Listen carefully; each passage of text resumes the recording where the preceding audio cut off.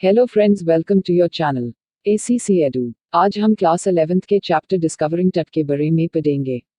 इसी की interesting short summary को सुनने के लिए please like and subscribe channel. या चैप्टर में सागा कंटिन्यूज टूटनखामुन के जीवन और मृत्यु के आसपास के रहस्य पर है, जो शक्तिशाली फिरौन वंश के अंतिम किशोर शासक थे। इस वंश ने सदियों तक मिस्र पर शासन किया था। वह अपने वंश का अंतिम था और उसके अंतिम संस्कार के बाद इस शक्तिशाली राजवंश का अंत हो गया। उनके परिवार के बारे में ज्यादा जानकारी नहीं है। टुट के पिता या दादा अमेनहुट थर्ड एक शक्तिशाली फिरौन थे जिन्होंने राजवंश के स्वर्ण युग के दौरान लगभग 4 दशकों तक शासन किया। उनके बेटे अमेनहुट फोर्थ ने अमून पर हमला करते हुए देश को चौंका दिया, एक प्रमुख भगवान की छवियों को तोड़कर और उनके सभी मंदिरों को बंद कर दिया। उन्होंने अपना नाम अखेनाटेन में बदल दिया और एटन या सूर्य डिस्क की पूजा को बढ़ावा दिया। उनकी मृत्यु के बाद जब टुट ने पदभार संभाला तो उन्होंने अपना नाम तुतनखतेन से बदलकर तुतनखामुन रख लिया और पुराने रिवाज फिर से शुरू कर दिए। हालांकि टट ने 9 साल तक शासन किया और फिर रहस्यमय और अप्रत्याशित रूप से मृत्यु प्राप्त की।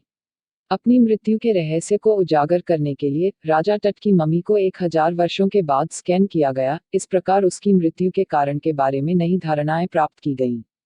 1922 में हावर्ड कार्टर द्वारा उनके मकबरे की खोज की गई थी, जो ताबूत की मम्मी को ताबूत से निकालने के लिए सभी प्रकार के साधनों का उपयोग कर चुके थे। हालांकि टट के शव को वहां से निकालना काफी मुश्किल हो गया था क्योंकि वह ताबूत से बिल्कुल चिपक गया था।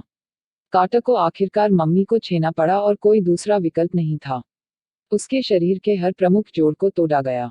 1968 में शरीर रचना विज्ञान के प्रोफेसर ने मम्मी का एक्सरे किया और बताया कि टुट के स्तन और सामने की पसलियां गायब थी।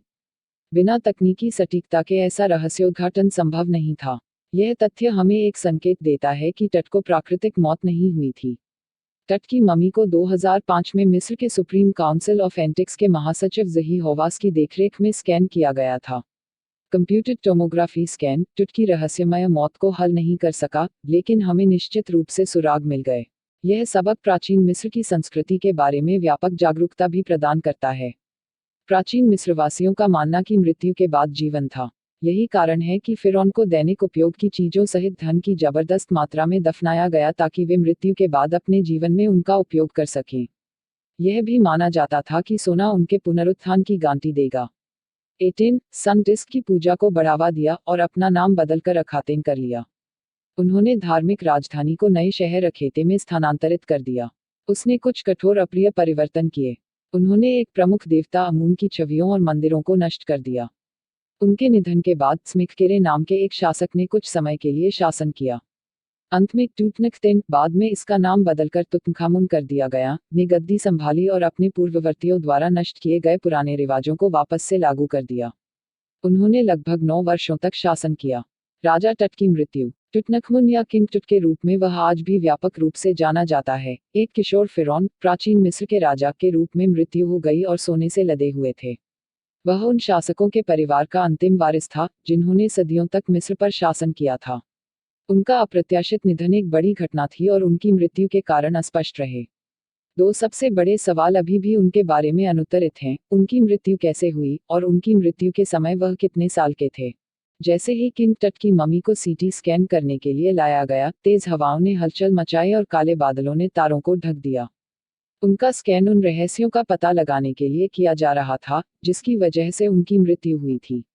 पर्यटक प्रसिद्ध मिस्र के राजा तुतनखामुन के मम्मी को सम्मान देने के लिए लाइन में खड़े थे और उनकी असामयिक मृत्यु के बारे में अनुमान लगाया जा रहा था। धन्यवाद दोस्तों कि आप मेरे वीडियो को देखने के लिए समय निकाले। अगर आपको यह वीडियो पसंद आया तो कृपया इसे लाइक करें, शेयर करें और मेरे चैनल को सब्सक्राइब करें।